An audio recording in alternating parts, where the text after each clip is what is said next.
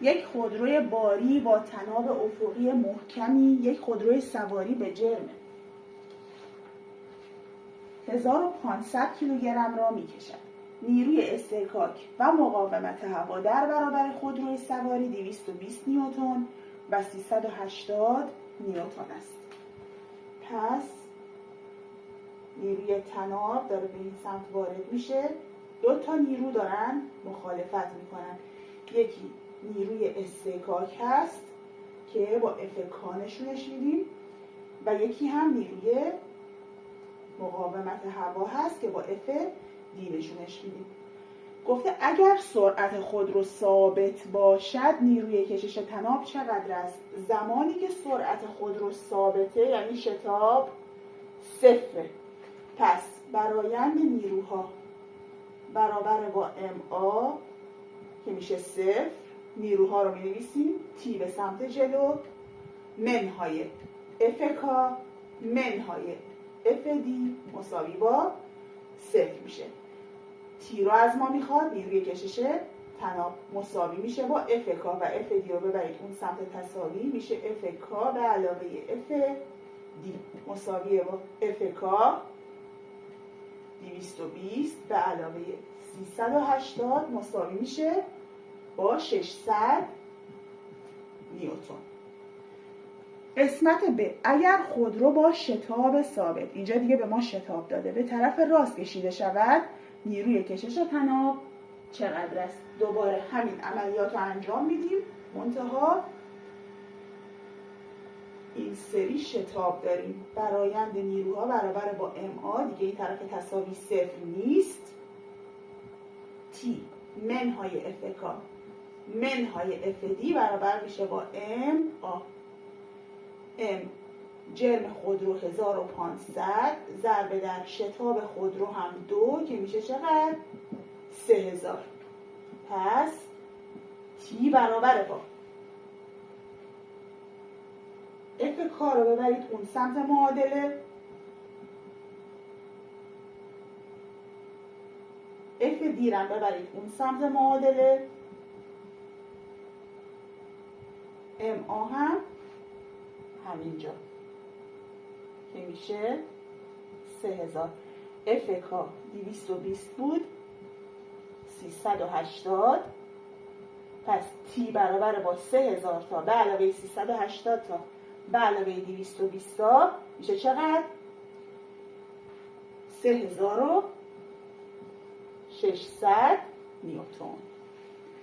سوال بعد، به جسمی به جرم 10 کیلوگرم نیروی کشش تناب 100 نیوتن به صورت افقی وارد شده است. اگر ضریب اصطکاک ایستایی نیم و ضریب اصطکاک جنبشی 0.2 باشد با ذکر دلیل بگویید آیا جسم حرکت می‌کند؟ هر زمان خواستید متوجه بشید که آیا جسمی شروع به حرکت می‌کنه یا نه، باید S ماکسیموم یعنی اصطکاک ایستایی رو محاسبه کنید که میشه موی S FN رو بخوام محاسبه بکنم برابر میشه با MG. FN به سمت بالا MG به سمت پایین.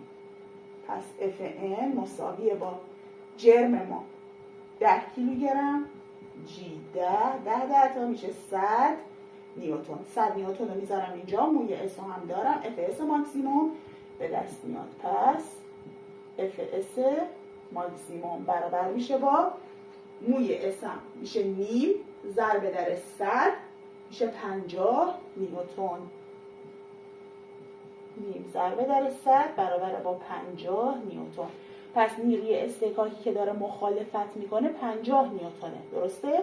اما نیرویی که داریم توسط تناب جسم رو میکشیم 100 نیوتنه. کدوم نیرو بیشتره؟ 100 نیوتن بیشتره. پس بله، جسم حرکت میکند. سوال بعدی، جعبه‌ای به جرم 40 کیلوگرم با شتاب ثابت رو به پایین 2 متر بر مجذور ثانیه حرکت میکند. یه جعبه داریم رو به پایین داره حرکت میکنه. اگر نیروی مقاومت هوا در برابر حرکت جسم 100 نیوتن باشد نیروی کشش تناب رو از ما میخواد. نیروی کشش تناب به سمت بالا، جسم داره به سمت پایین حرکت میکنه. یه نیروی مقاومت هوا داریم که به کدوم سمت؟ FD به سمت بالا تناب داره مقاومت میکنه و یه mg هم داریم به سمت پایین، نیروی وزن. پس طبق قانون دوم نیوتن نیروی برایند برابر با ma، شتاب رو به پایین داریم پس صفر نیست. نیروها رو بنویسید، t داریم به سمت بالا، درسته؟ باید خلاف جهت حرکت نیروها رو بنویسیم.